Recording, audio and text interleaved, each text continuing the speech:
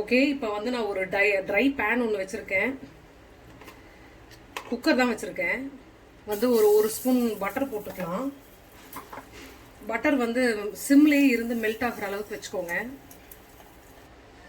Okay, இப்போ butter வந்து melt ஆயிடுச்சு. நம்ம வந்து ஃபஸ்ட்டு ஆனியன்ஸ் வந்து 4 மீடியம் சைஸ்டு ஆனியன்ஸ் வந்து ஸ்லைஸ் பண்ணி வச்சுருக்கேன். அது போட்டுக்கலாம்.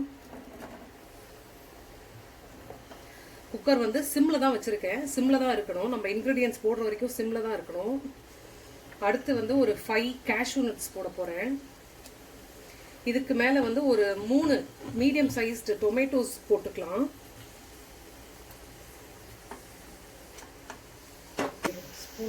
ஓகே, ஜிஞ்சர் கார்லிக் பேஸ்ட் வந்து ஒரு ஸ்பூன் போட்டுக்கிறேன்.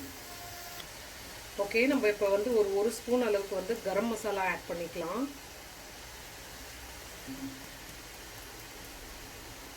ரெட் சில்லி பவுடர் வந்து ஒரு 1/2 ஸ்பூன் ஆட் பண்ணிக்கிறேன். எங்கள் வீட்டில் காரம் கம்மியாக தான் சாப்பிடுவோம் ஆஸ் யூஷுவல்.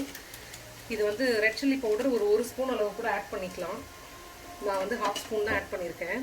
இப்போ காஷ்மீரி சில்லி பவுடர் வந்து ஒரு 1/4 ஸ்பூன் போட்டிருக்கேன். கலருக்கோசரம் இது. மல்லித்தூள் வந்து ஒரு 1/2 ஸ்பூன் போடுறேன். ஓகே, இப்போ 1/4 டம்ளர் தண்ணி ஊற்றிக்கிறேன்.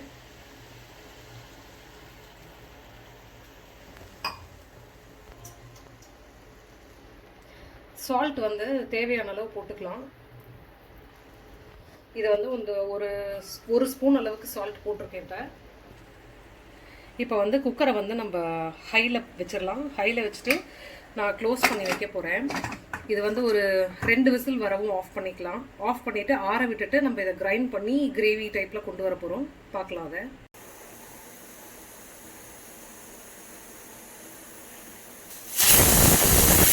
இப்போது ஃபஸ்ட்டு விசில் வந்துருச்சு. வந்துருச்சு. ஆஃப் பண்ணிடலாம் ஸ்டவ்வை. நம்ம இப்போ குக்கர் விசில் அடங்கிருச்சு. நம்ம வந்து ஓப்பன் பண்ணி கொஞ்சம் நேரம் வந்து ஃபேன் காற்றுல ஆற வச்சிடலாம்.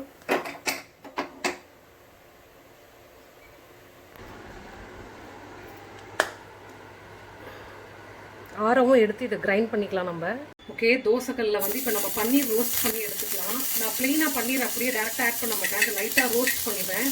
அது கொஞ்சம் பட்டர் போட்டிருக்கேன் இப்போது.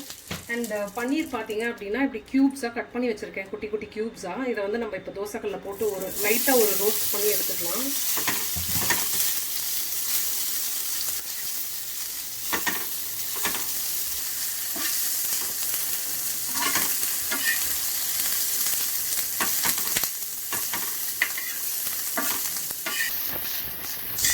லைட்டாக சிம்மில் வச்சு தான் பண்ணணும். ஹையில் வச்சு பண்ணிடாதீங்க, டக்குன்னு கருகிரும்.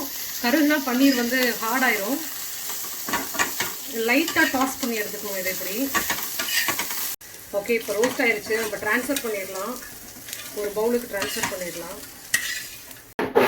ஓகே, நம்ம இப்போ வந்து அந்த இன்க்ரீடியன்ஸ் எல்லாம் வேக வச்சதெல்லாம் வந்து கிரைண்ட் பண்ணிக்கலாம்.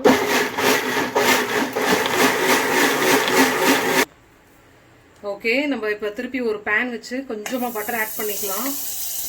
ஆட் பண்ணிவிட்டு அதில் வந்து 1 இன்ச் அளவுக்கு பட்டை போட்டிருக்கேன். ஏலக்காய் அண்டு பிரியாணி இலை பிடிச்சவங்க அதையும் ஆட் பண்ணிக்கலாம். எனக்கு பட்டை டேஸ்ட் மட்டும்தான் இதில் பிடிக்கும். இப்போ வந்து நம்ம அந்த அரைச்சி வச்ச அந்த கிரேவியை வந்து ஆட் பண்ணிடலாம்.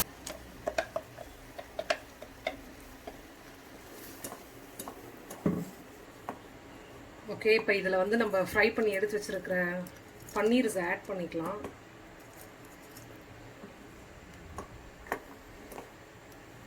இது வந்து ரொம்ப நேரம் கொதிக்கணுன்ற அவசியம் இல்லை. லைட்டாக ஒரு கொதி கொதிச்சாலே போதும் தான் ஆக்சுவலி. இப்போ நம்ம கடைசியாக ஆட் பண்ண போகிறது வந்து இந்த கஸ்தூரி மேத்தி அண்ட் ஃப்ரெஷ் க்ரீமு. இதை வந்து ஸ்டவ் ஆஃப் பண்ணும்போது எக்ஸாக்டாக ஊற்றிட்டு ஸ்டவ் ஆஃப் பண்ணிடணும். கஸ்தூரி மேத்தி இப்போ போட்டுடலாம் நம்ம. ஓகே, கஸ்தூரி மேத்தி லைட்டாக இப்படி க்ரஷ் பண்ணி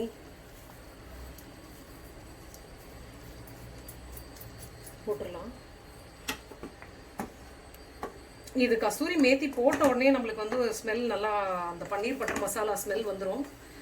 இது வந்து ஒரு கொதியும் கொதிச்சிருச்சு. நம்ம வந்து இப்போ ஃப்ரெஷ் க்ரீம் வந்து ஒரு ஸ்பூன் அளவுக்கு ஆட் பண்ணிட்டு ஆஃப் பண்ணிடலாம்.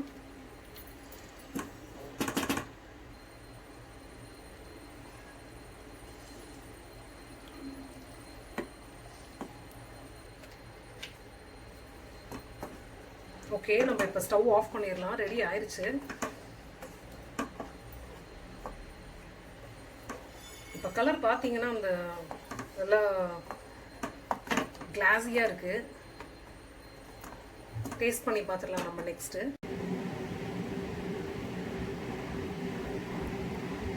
பார்த்தீங்க அப்படின்னா நம்ம பன்னீர் டோஸ்ட் பண்ணது வந்து நல்லா சாஃப்டாக தான் இருக்குது. ஓகே ஓகே, இன்னைக்கு டேஸ்டிங் இவர் தான் பண்ண போகிறாரு.